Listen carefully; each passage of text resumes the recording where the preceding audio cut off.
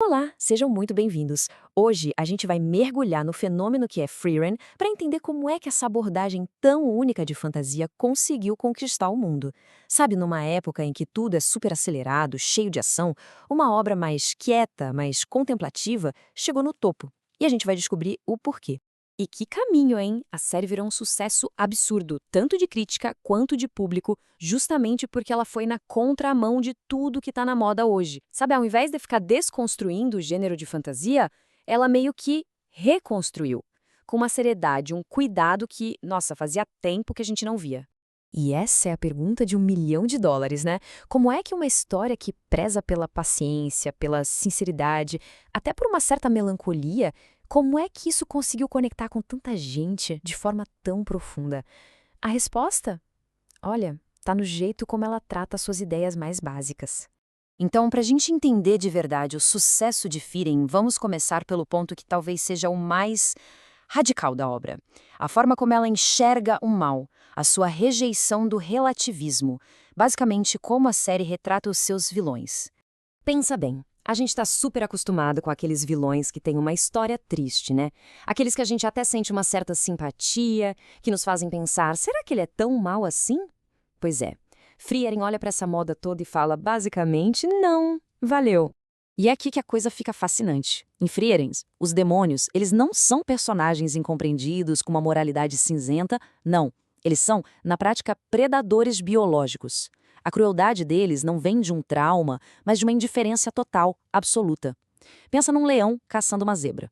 O leão não é mau, ele só está seguindo o instinto, a biologia dele. E com os demônios de Frieren é a mesma coisa. Só que a garra deles é a linguagem. Eles usam palavras não para se comunicar, mas como uma isca, uma ferramenta de caça para enganar a presa. É uma visão de mal que não é uma escolha moral, sabe? É uma condição de existência. E é exatamente por isso que essa abordagem soa tão revolucionária hoje em dia. Ao traçar uma linha bem clara, bem definida, entre o bem e o mal, a obra acaba resgatando um jeito mais antigo de contar histórias. E isso, no meio de tanta coisa cinza, acaba sendo a maior subversão de todas. Mas essa honestidade toda não se aplica só aos vilões, não. Vamos dar uma olhada agora em como a série trata os seus heróis, desafiando o que a gente pode chamar de cansaço da desconstrução. E o Himmel talvez seja o melhor exemplo disso. Ele não tem um passado sombrio, um segredo terrível, uma falha que o torna cínico. Ele é simplesmente bom. Sim, ele é um pouco vaidoso, mas é profundamente bom e compassivo. E a série prova pra gente que um personagem assim, um arquétipo do herói, não precisa ser chato ou raso. A bondade dele tem profundidade, tem camadas e deixa um legado que dura séculos.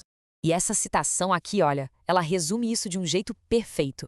O verdadeiro heroísmo do Himmel não foi só derrotar o Rei Demônio. Foram os pequenos gestos de bondade que ele fez, sempre pensando no futuro. Pensando em garantir que a Frieren não se sentisse sozinha centenas de anos depois. Ele literalmente construiu memórias para ela. É lindo de ver. Do mesmo jeito, a gente tem o hater, o clérigo.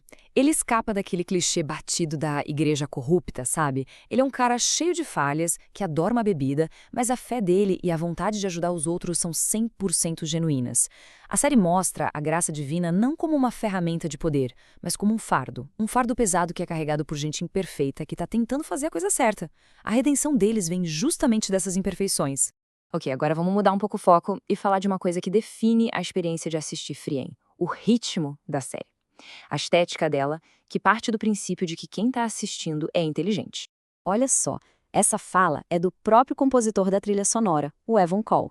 A decisão de usar o silêncio, de deixar a música contar a história, não foi por acaso, foi um pilar da direção da obra, uma escolha super corajosa num mundo que grita por estímulo o tempo todo. E para a gente entender essa abordagem, é legal conhecer um conceito japonês chamado Ma. Pensa nele como a arte da pausa, o espaço vazio. Não é a ausência de alguma coisa.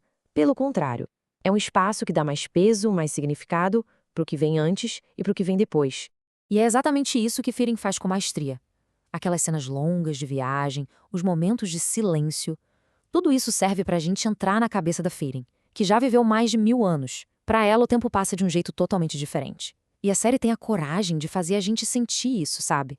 Ela nos dá esse espaço para respirar, para refletir, processar as emoções junto com os personagens. Então tá, O que tudo isso quer dizer no final das contas? Quando a gente junta o jeito que a série trata o bem, o mal e o próprio tempo, a gente chega na ideia central dela, a tese mais poderosa de Frieren.